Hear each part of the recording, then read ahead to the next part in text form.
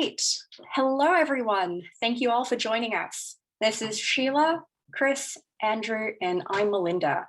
We're the creators of Gander, the open source solution for deploying isolated ephemeral apps based on your pull requests.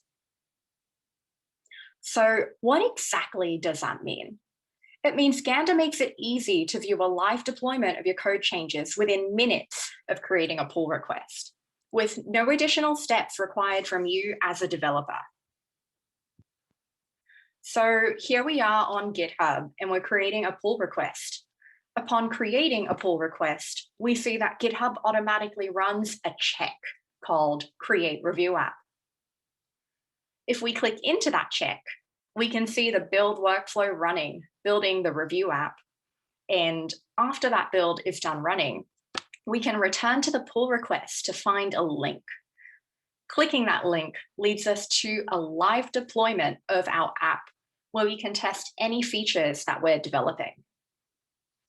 Now, usually when a team's developing an app, there's more than one feature in the works, meaning there's more than one PR open.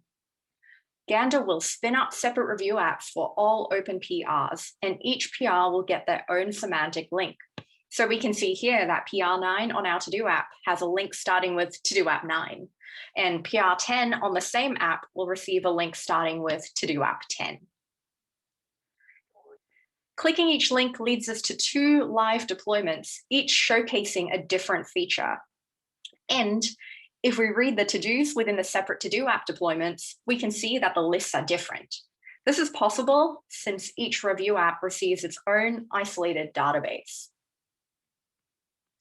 We feel Gander is a pretty nifty tool, so today we'd love to share our journey in its creation. First, we'll start off with the basics and build a case for why review apps are a useful tool.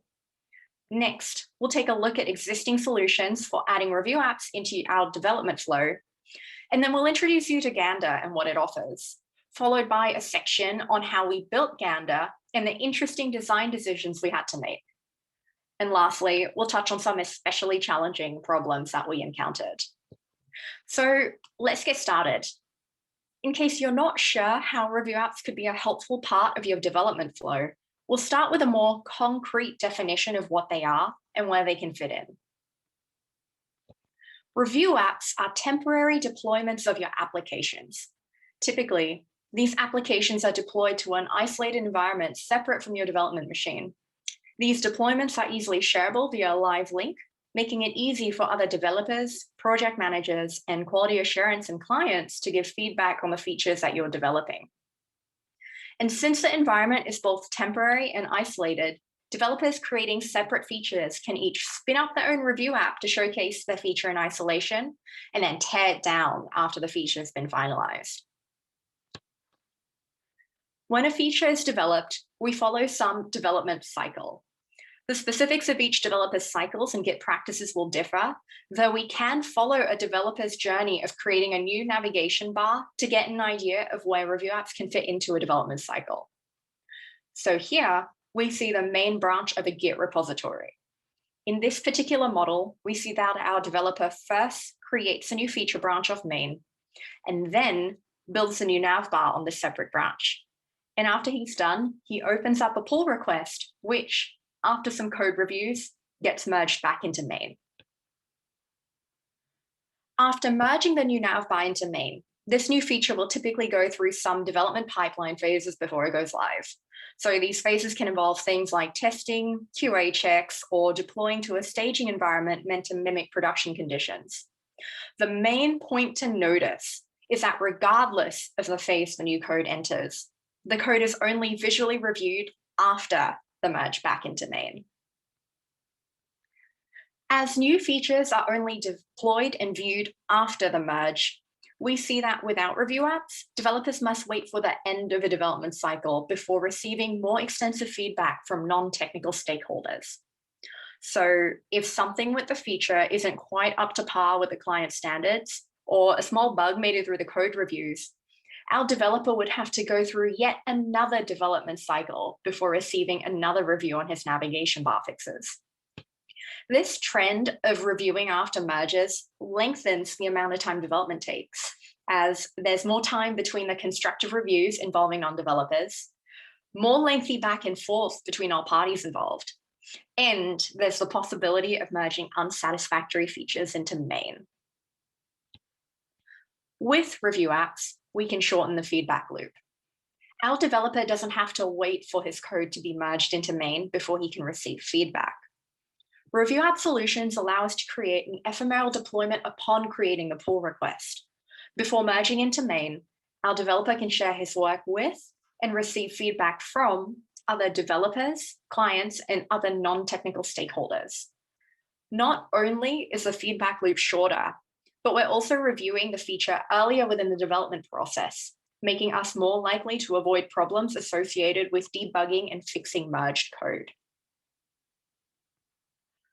All in all, review apps are a convenient tool offering developers the chance to review and get feedback on features earlier within a development cycle, review code changes both visually and through code comments, include more people, including non-technical stakeholders, in a reviewing process, and review apps by nature are easily and quickly available and offer a safe, isolated environment to preview features.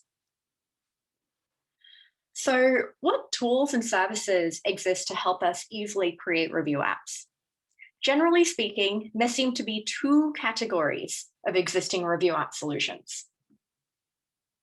The first category is review apps as part of a pipeline service. Products like Heroku Pipelines provide review apps as one part of a fully integrated development pipeline service. While it's great that there are services to help handle all stages of your development pipeline, such services impose a specific pipeline model, such as the one that you see on the screen, which means you have less flexibility in your development cycles. Furthermore, you must host your application with them, trading away access and control of your application's code and infrastructure. If you're looking for just a simple review app solution and not a whole development pipeline, then this isn't the solution for you. The second category is review apps as a service. Oftentimes, such services like Tugboat and Reploy offer a whole configurable platform of deploying and managing review apps, more features than simply deploying a review app. However, with more features comes more configuration responsibilities that falls on the end user. The user needs to learn the services system and write a service-specific configuration file for each and every application they want to preview. Also, similar to the pipeline services, these review app services host applications on their own infrastructure, thus limiting the user's control over the code. They also require subscription, so the user pays a flat fee that's independent of how often they use the service. So if you're looking for a simple solution that deploys review apps without too much work from you, then this isn't the solution for you either.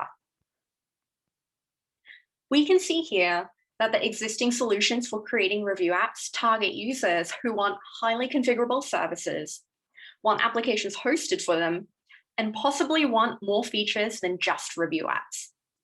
However, some development teams may not need all of the bells and whistles that come with such feature-rich packages. There isn't a solution that simply builds and deploys review apps without too much configuration. What we're missing is a simple open source solution and one with a favorable payment plan based on the resources that you use.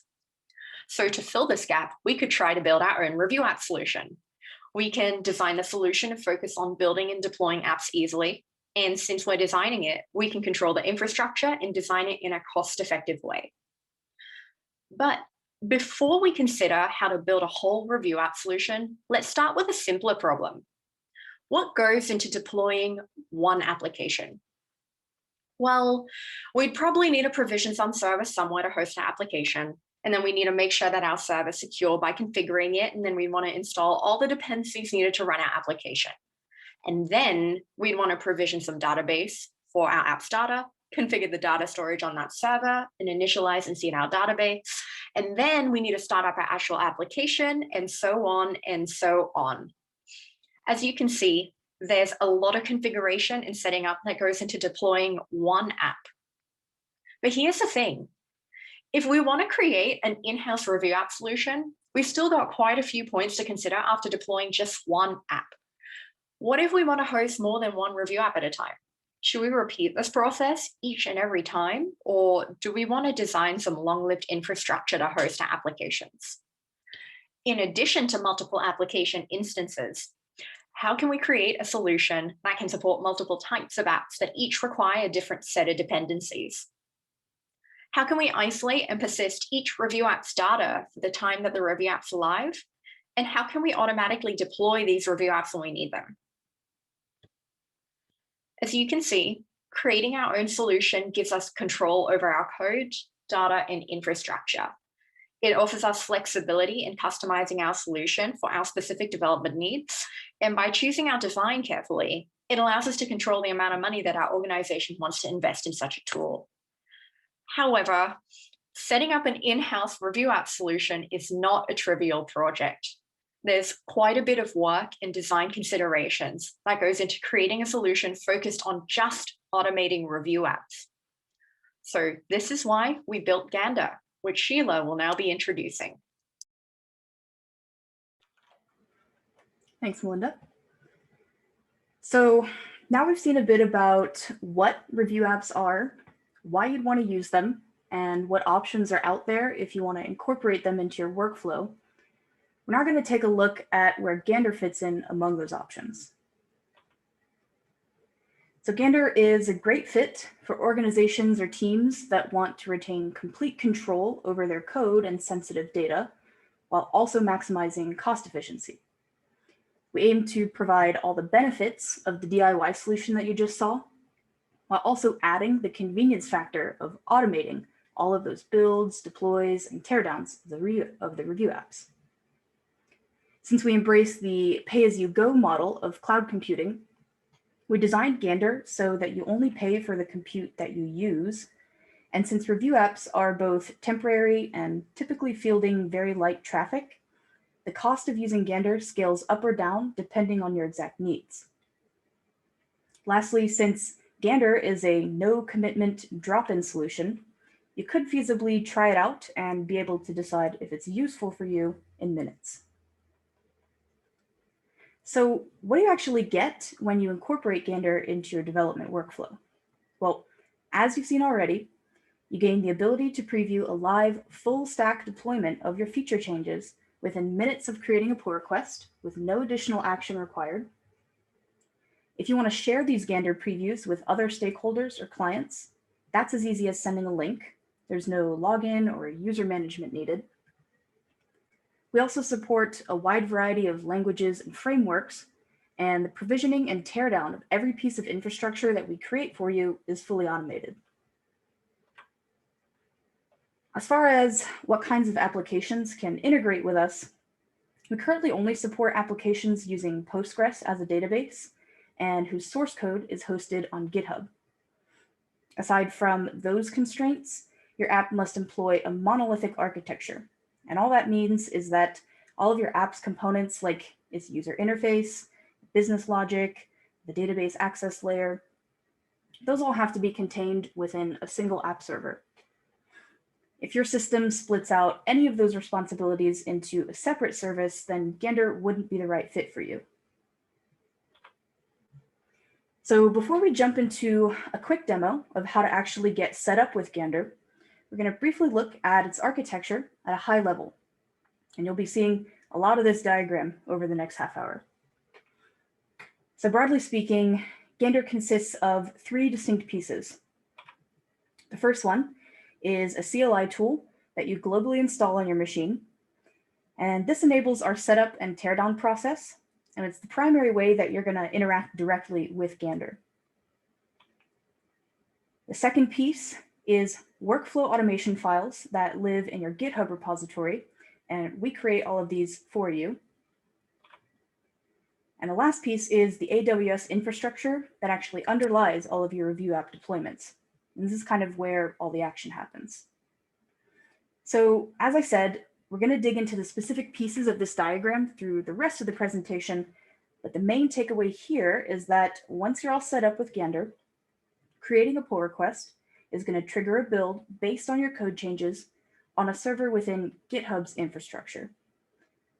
After that, the necessary resources are provisioned within AWS, and that application build will be deployed, at which point you can view it, you can test it, and interact with it just by visiting the Gander-generated URL on your PR. So the first thing you'll do after installing is run Gander setup. And the only prerequisite for running Gander setup is having an authenticated working AWS CLI already on your machine. Then all we need from you is the AWS region that you want your review apps to operate in. And then all of the infrastructure that's required to host Gander review apps will be provisioned for you. It's important to note here that the infrastructure that's spun up by this command is the structure underneath your review apps. So you're only going to run Gander setup once after installation, regardless of how many different repositories you ultimately integrate with us. We'll also create a restricted AWS user for the sole purpose of interacting with Gander AWS resources. And the only steps left for you, the user, are securely storing those generated access keys that you see on the screen there, and creating a DNS record on the domain that you want your review apps to be accessible through. Then after running setup, the next step is to actually initialize Gander within an application. And for that, you'll run Gander init from the root directory of your repository. We'll need a couple pieces of information about your application in order to customize the files and infrastructure that we generate for you.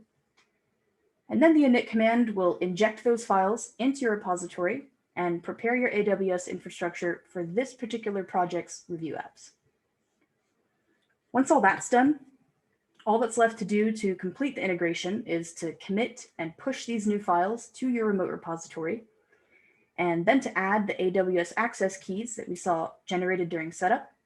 I'm going to add those to your repository secret store on GitHub. And that's actually it. So your project would now be set up to deploy a live preview every time a pull request is made.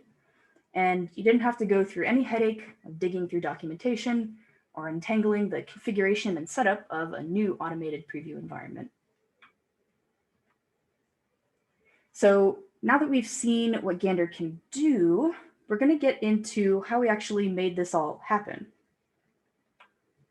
And the first design decision we're going to discuss is how we figured out the mechanism that we'd use to set off a new review app build, and also figuring out the best place for that build process to actually occur, essentially enabling the process that you see highlighted here.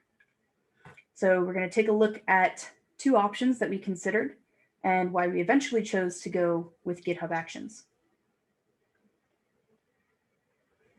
So one way we could have achieved this is by setting up a virtual private server whose purpose is basically to listen for a webhook event, notifying that a pull request was opened, and then our server would clone the relevant code from GitHub in order to actually build it. And doing it this way would give you more fine-grained control over the build environment. But since this VPS would live outside the boundaries of GitHub, there would be an additional authentication step that's required before your server is allowed to actually interact with the repository. On top of that, any other metadata that the server needs about the repository in order to carry out its work would require additional requests over the network to GitHub's API. And then this server would also need to be up and online all of the time in order to listen for this webhook event. Considering that it'd be idle for the majority of that time, this isn't very resource efficient or cost effective as an option.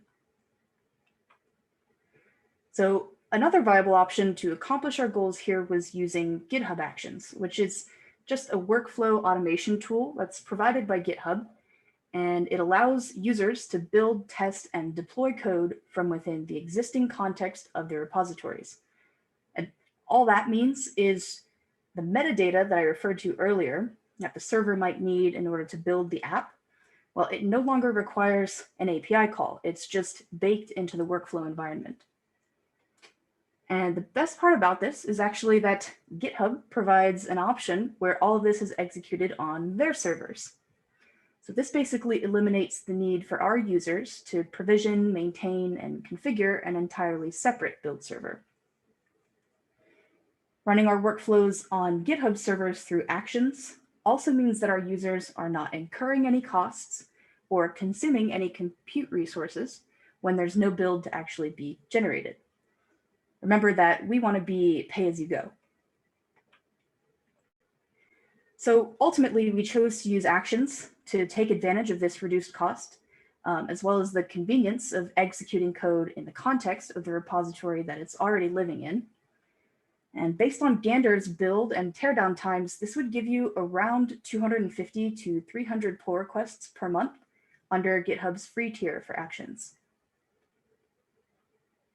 So now that we've established how and where we're going to kick off the review app deployment, the next decision we faced was how to actually generate these application builds from source code for an arbitrary application. So I'm going to hand it off to my teammate Andrew to tell you about that. Thank you, Sheila. So you've seen that on every pull request, we execute some code on GitHub servers using GitHub Actions. And now we're going to start looking at what that code actually does, which is build review apps. Gander creates review apps for monolithic applications, as we said. These applications must have exactly two processes, an application and a database. The naive solution for building these applications is to provision a server and simply drop the application code and its database onto that server.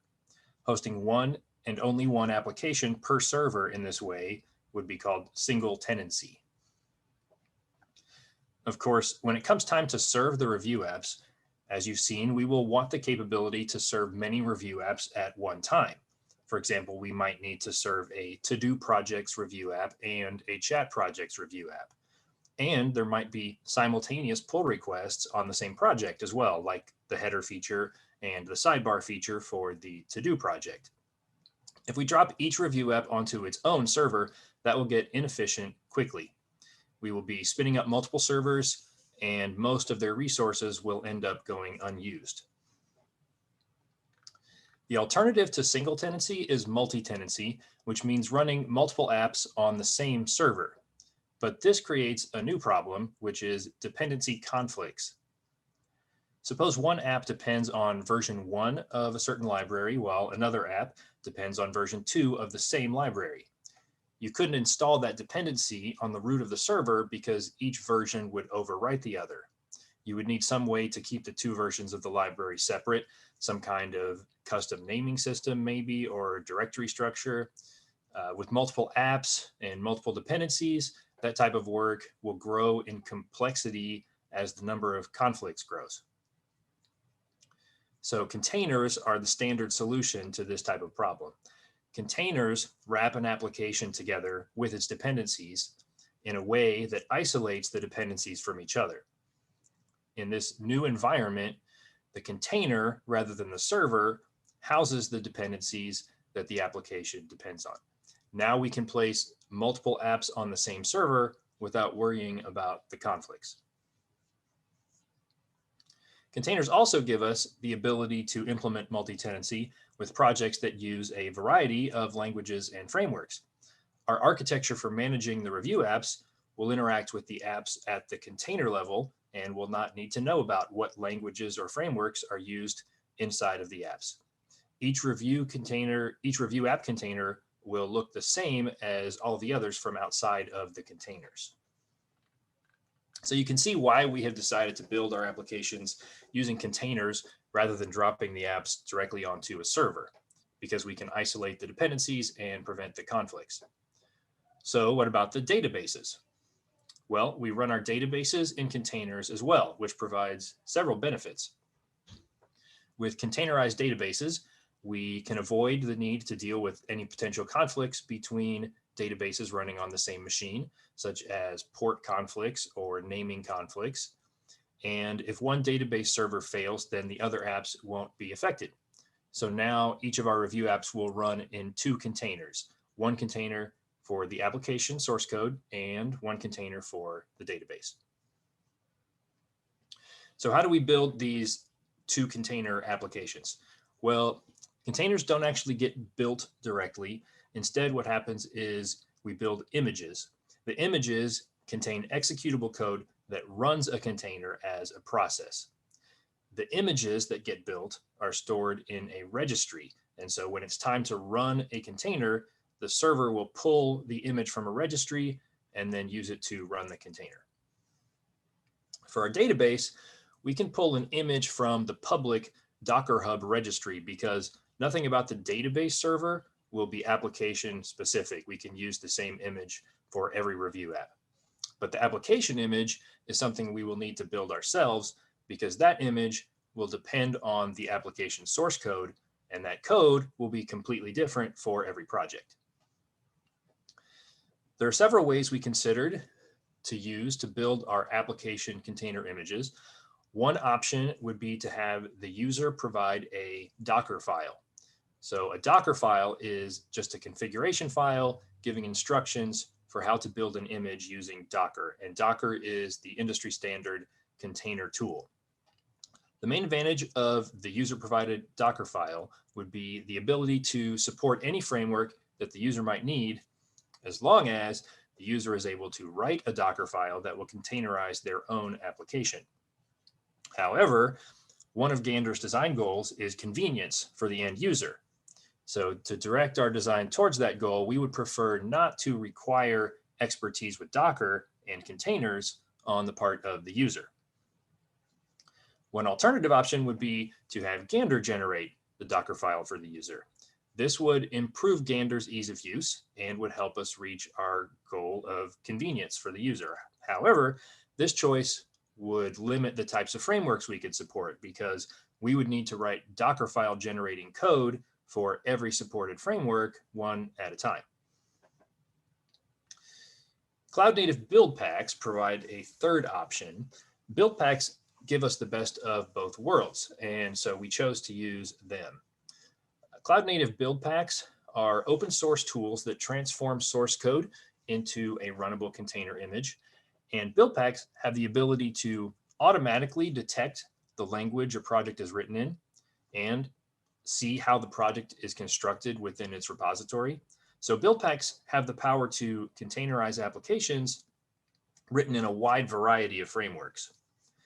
And build packs give us the best of both worlds because while taking advantage of their auto detection functionality, Gander does not need to identify the language or structure of a project or require the user to write the configuration files. As long as the user's project can be containerized with cloud native build packs, then Gander can generate a review app for the project. So once we have built the review apps, we are ready to serve review apps. So we build the review apps into containers, and we need to deploy those containers. We use Amazon to host the review apps, and so that's where we deploy the containers, and that's the part of the architecture that we will discuss next. To serve several review apps, we need a way to manage the containers that our review apps run. Remember, there's 2 containers in each application, and managing these containers includes several different things. One would be placing the containers on servers, deciding which containers go on which servers, and distributing the containers as efficiently as possible. We would also have to think about scaling up additional servers when needed. We also want to keep the application available if a container fails. So managing containers includes restarting them on failure. If a container fails, we want to run another container from the same image in its place. A server might fail too, and in that case, its containers would also fail. Fixing this situation will require restarting a new server and then running replacement containers on it. We also need our containers to communicate with each other. The application container and its database must be networked together into a group to form a review app. And that container group has to know what order to start up containers in and just how the containers relate to one another. All these container management operations are grouped under the concept of container orchestration. And so we had to decide how Gander would handle container orchestration. One option would be to manage the container orchestration ourselves. Doing our own container orchestration would give us granular control over all aspects of it, including the opportunity to determine exactly how scaling and routing are set up and managed. Kubernetes and Docker Swarm are two popular solutions for container orchestration. Externally managed container orchestration, on the other hand, would turn over the implementation details of orchestration to a service. Scaling and fault detection would happen automatically. There would be fewer options for configuration, but the benefit would come in the form of ease of use. So we decided to let Amazon ECS handle container orchestration for Gander review apps. Granular control over container orchestration would really be overkill for an application like Gander. Each review app only needs to manage 2 containers, and we won't ever be running enough containers to see any benefit from customized orchestration. We knew we wanted to use AWS for our infrastructure already due to its convenience, extensive documentation, popularity, and pay-as-you-go pricing model. So this decision made a lot of sense for us. So now Amazon ECS is handling our container orchestration. ECS will efficiently and automatically manage our containers, performing auto-scaling, placing containers on servers, restarting containers, and so on. But what about managing the servers? Would we want ECS to manage our servers as well as our containers? Or do we need some kind of control over our servers? That was our next decision. Amazon ECS gives us 2 ways to launch containers. One where we have some control over our servers. That one is called EC2, the Elastic Compute Cloud. And one where we don't have any control over our servers, and that is called Fargate. Amazon EC2 would give us control over the size and processing power of our servers, as well as access to their file systems. But then we would also be responsible for keeping most of our servers' processing power and memory in use or end up wasting them. If our review apps, which are shown on the screen here as tasks because in ECS language, each review app runs as a task. But if our tasks or review apps leave a server mostly idle, as you can see in this diagram, then we would be responsible for that. AWS Fargate, on the other hand, would handle servers entirely on our behalf. The downside of that is that we have no choice in what type of servers host our applications and no access to the server's file systems. But the advantage would be that Amazon would bear the responsibility of using the servers efficiently and keeping them running near maximum capacity. So we chose to use Fargate rather than EC2 because Gander will only run a relatively small number of containers at any given time. It would be very difficult for us to occupy servers efficiently with just the handful of ephemeral and isolated applications that Gander runs. More generally, variable workloads and uncertainty are problems for keeping servers running efficiently and near capacity. And Gander has both uncertainty and variable workloads. Uncertainty because we don't know how many review apps will be running at any given time, and we don't know ahead of time how many resources each review app will need. And on top of that, after a review app is spun up, it might sit idle for some time before the reviewer has time in her schedule to test it. And even when it does get tested, the workload it requires could be tiny.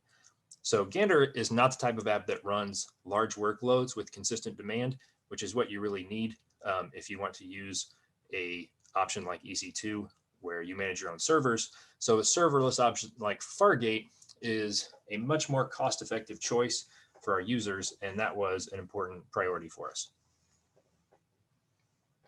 Of course, the trade-off of using Fargate's serverless orchestration is that we are not able to access the host machines on which our review apps live.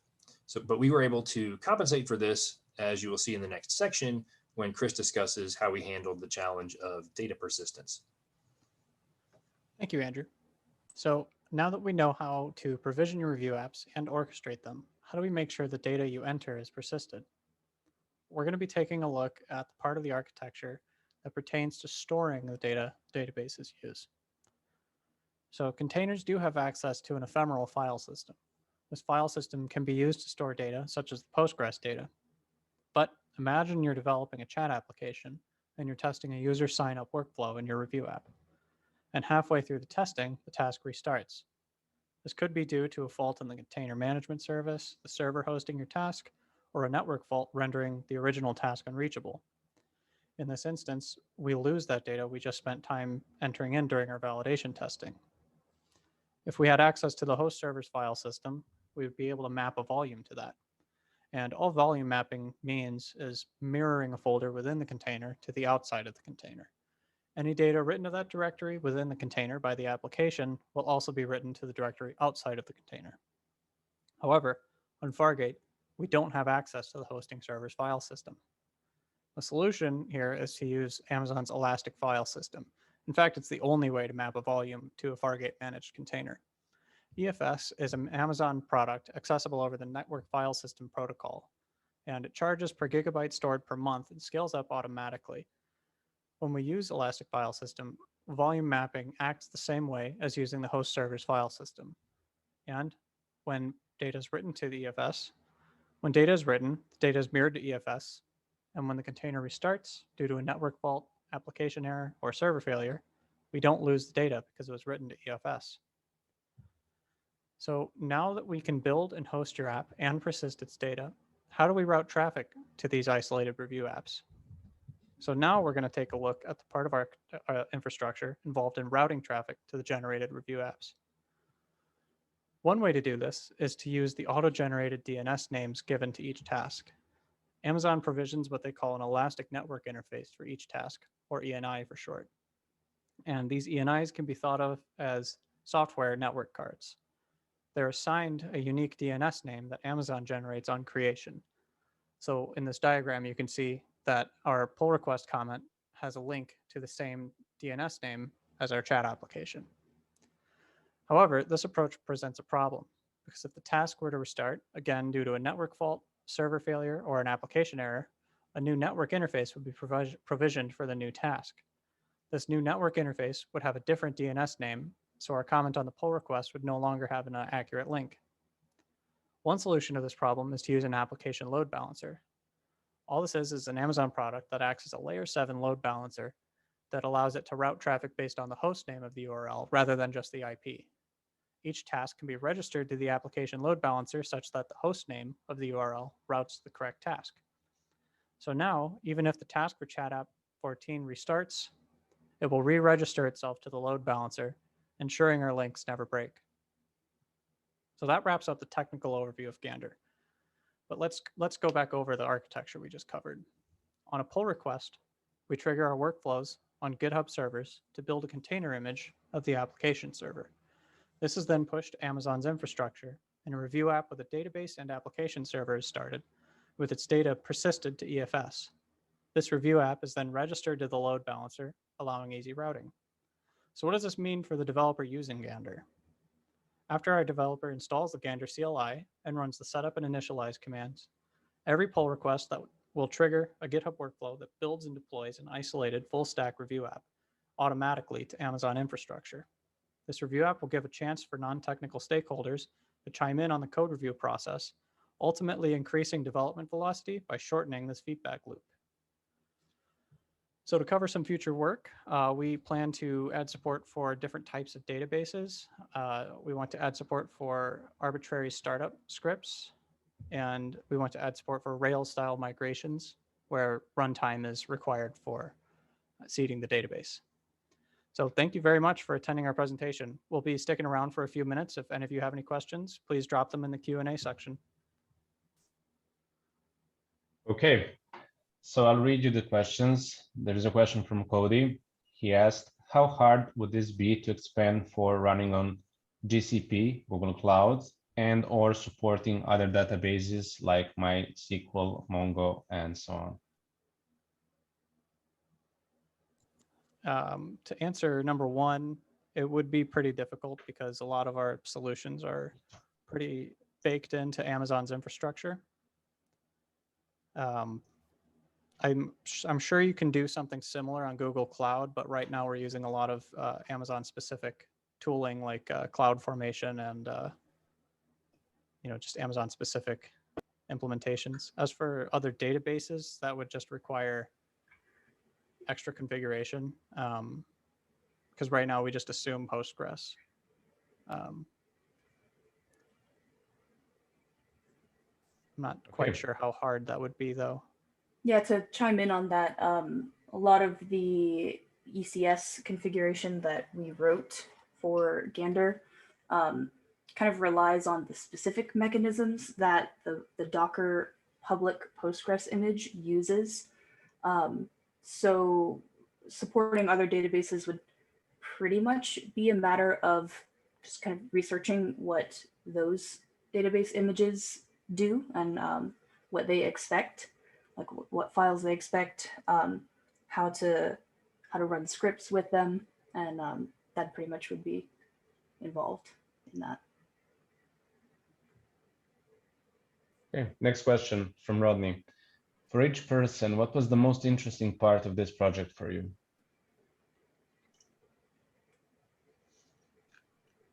I can go first, I guess. Yeah, the most interesting part probably was seeding the databases. So it was a whole journey just figuring out how to get the databases to run along with the application. But once we had that, we then had the problem that we hadn't thought about before of how do we actually get a user's schema and seed data onto that database so that it's up and running and ready for when they want to do any testing. And we ended up having to do kind of a roundabout solution for that we don't really get into detail in the presentation, but shameless plug, look out for our write-up that we'll be publishing very soon. And we'll talk about that more there. That was the most important part for me. For me, I think the most interesting part was working with GitHub Actions. Like, it's really cool seeing everything just launch. And I don't know, event-driven architectures are just really interesting. So it was fun to work on that bit, even though the testing did get kind of tedious. You know, you have to make a pull request, wait 5 minutes, check it, wait 5 minutes. You know, there's a lot of waiting in there. So those debugging sessions ran a little long, but that was the most interesting part for me. And I was, you know, all of us might say that seeding the database was the most interesting part, like Sheila said, just because that particular problem was so complex and interesting. But there were a lot of interesting parts. It's hard to pick one. I enjoyed working with, a lot of people might think I'm crazy, but the AWS CLI, it was just fun to, and fascinating to provision all these sorts of AWS architecture, and all that was totally new to me. So it was just really exciting to learn everything they offer, and I mean, not everything, but just everything that we used that they offer, and get to know how to make it work with writing scripts and various options to make things happen. That was very interesting. And I guess since all of the interesting technical parts have been claimed, on a different note, I thought it was really interesting to see our group's evolution throughout all of Capstone and through its project. I felt like we all learned how to work well with each other and capitalize our strengths and weaknesses and lean on each other. So that was a lot of fun. Okay. Another from Cody. How long would this take to build a review app with a large production Rails application? Lots of code and lots of data.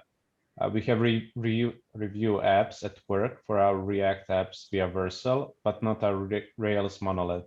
Also, this is incredible, and you have made stagehand look like a joke. I can actually give the time to take to build a Rails app. It's about 10 minutes. It takes kind of a while for BuildPack to run, and it pulls a lot of images, and that's part of it. But may I also just say, stagehand is not a joke. It just addresses a different problem very well. Yeah, I agree with that. It's kind of hard to answer with an exact number, depending on how big the project is. You know, bigger projects take longer to build, and a big part of that is waiting for the database to finish, you know, seeding. Yes, might I just add, the project for Cody, who remembers Capstone projects, is request bin. So that gives you the scale of the Rails application. A lot of the app is Rails. Okay, the next question from Julius. At what scale would you say Gander is suited for? I'm imagining that a company that has hundreds of PRs and review apps per day could be more than what Gander targets. Yeah, actually, since we kind of went with the serverless option for all of the different, like every fork in the road, we kind of went with the elastic choice, particularly with Fargate. So the limitation for what kind of organization can use Gander is more so like what kind of apps you're trying to preview. So if you remember, it's pretty much, it has to be pretty simple. It just has an API server and then a database server. But as far as like how many PRs are running, that's kind of just up to how much you want to spend. Yeah, that's what I would say is the only reason that it would be difficult to use it can handle hundreds of PRs and review apps because it's going to scale up automatically. It's just that we don't have the most cost-effective solution for that model because we chose Fargate. So if you had that many PRs and review apps, you would probably want to go with EC2 because it would be cheaper you would have enough demand there to make it worthwhile. That's what I would say. Yeah, to add on to that, I think the only limit here is I think there's like a concurrent job limit for GitHub Actions, but that might be lifted for the, enterprise level. But yeah, most everything that we touch scales essentially indefinitely. Yeah, it depends on your wallet. Okay, the next question from Joe. How well did you feel Core prepared you for this project? As this project is a capstone project, I suppose Capstone prepared them for the project. However, Core prepared them for the capstone. So indirectly, you could say it was very important, but anyone wants to add something? Yeah, I did nothing besides Core and Capstone beforehand. So yeah, I feel like it prepared me really well, gave me the background I needed. Yeah, I would say the level of comfort you have with digging through dry documentation is it's going to play a lot into, at least it played a lot into this project because we basically read the AWS docs like a novel to figure out how to build it. So I would say that from the beginning, like all the way in like 101, you immediately learn the skill of reading docs. So I would say little things like that. There's a lot of tiny skills that you might not think of that you pick up in Core. That those are the things that really shine and translate into these projects, I think. Okay, awesome. Next question from Milton Stella. I apologize because I missed the first part, but in essence, have you built a container? How you built a container orchestration system? Essentially EKS. No, we did not build a container orchestration system. We used something called AWS ECS, which is their container orchestration system, kind of like a non-Kubernetes version of EKS. Yeah, we kind of built on top of the container orchestration system that was already there. Another question, how are you managing keeping the AWS details safe, secure, which are being used to deploy the ephemeral review apps?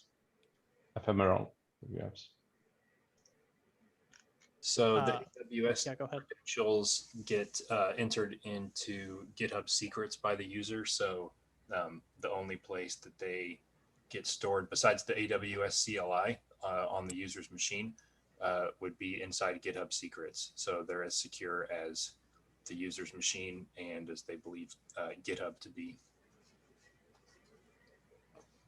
Mm-hmm. From Justin, just wondering how you came up with this idea. Great presentation.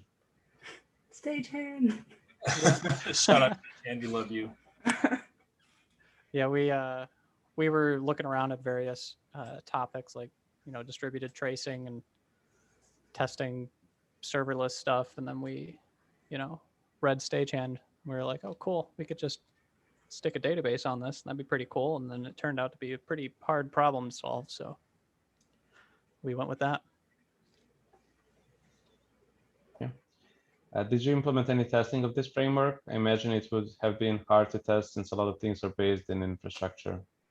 Very hard to test. Yeah. Yeah. Yeah, pretty much we manually tested everything.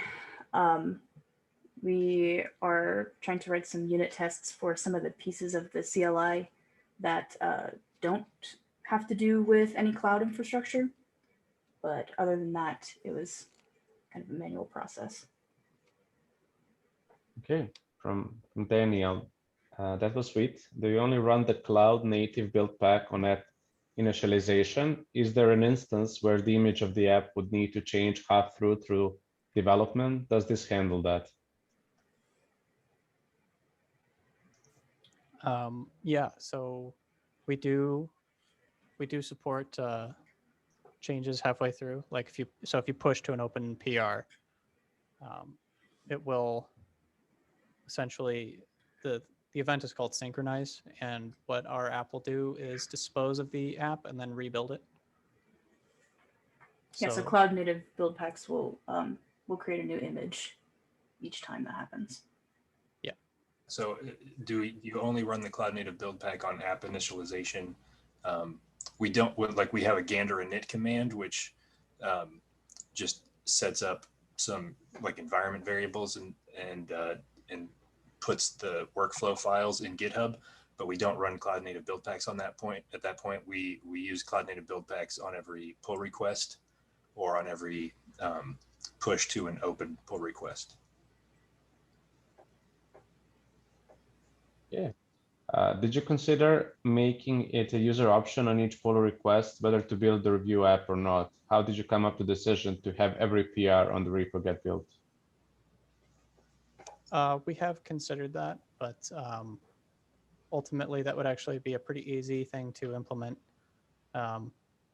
Essentially, all we'd have to do is like add a flag that they could set, like maybe there'd be a do not build thing they put in the comment, and then we just have to listen for that. But we didn't implement that on this initial build. Julius is asking, was this project written in Go? Since Go was added to Capstone, he is curious to hear your impressions on it. Now the project's written in Node, but we're testing some Go apps to be built with it.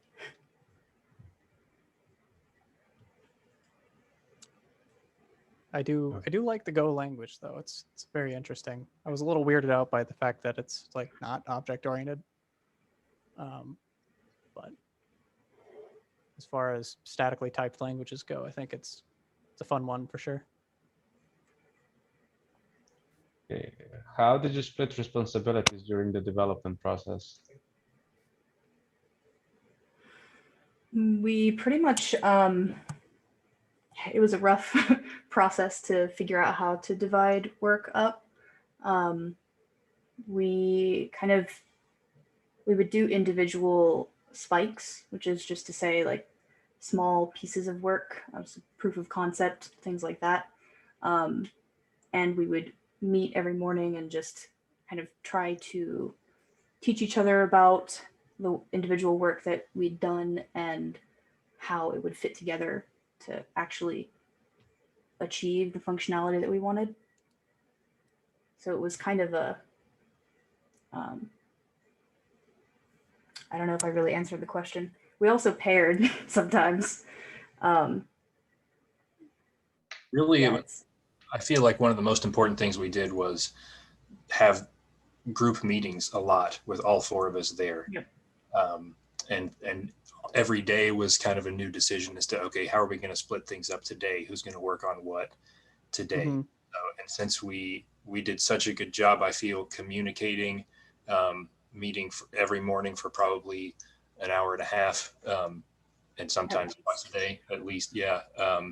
It feels like we spent almost as much time working on things all together all at the same time as we did dividing things up. And so I think that was pretty effective, at least for us, because we were all kind of knew what everybody was working on at any given time, and were able to just work as a team pretty well, I think, because of that.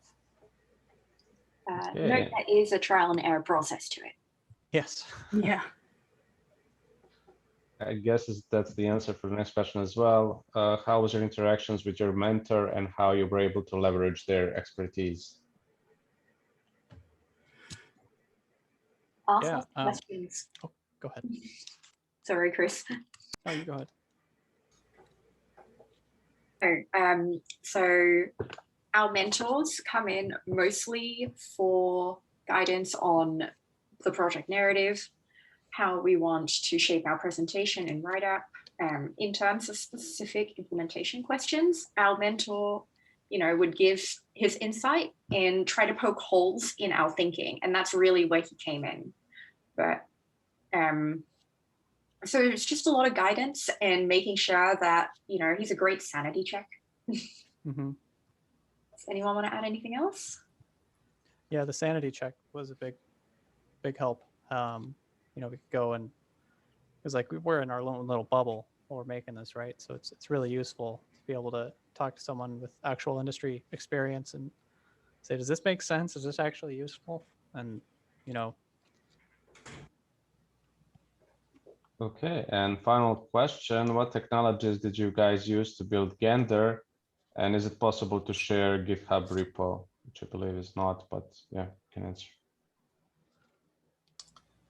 Yes, so the GitHub repo, it will be available once we publish the write-up, which will happen in a week or two. There will be a link to it on our write-up page. So shameless plug too, be on the lookout for that. Yep. And what technologies did we use? That was the two main technologies would be GitHub Actions and AWS, but then Cloud Native Build Packs was also really important. And the CLI is written in Node. Yeah. Yep. Yeah, we used Heroku's open command line interface framework. It's pretty useful. And another question, I would say final, do you feel confident in your job search after this project? I would say so. I guess we'll know in several weeks. Yeah, I hope so. Yeah. Confident as I can be. That's the goal. Awesome. That's it. Some final words? Thank you all for attending the first capstone presentation of our cohort. It's been an honor and an adventure, and we're really excited to see the rest of the capstone series, so be sure to check it out. All right. Well, then, if anyone has any other questions, you can ping us on Slack or something. Yep. Thanks, everyone. Awesome work. Thank you.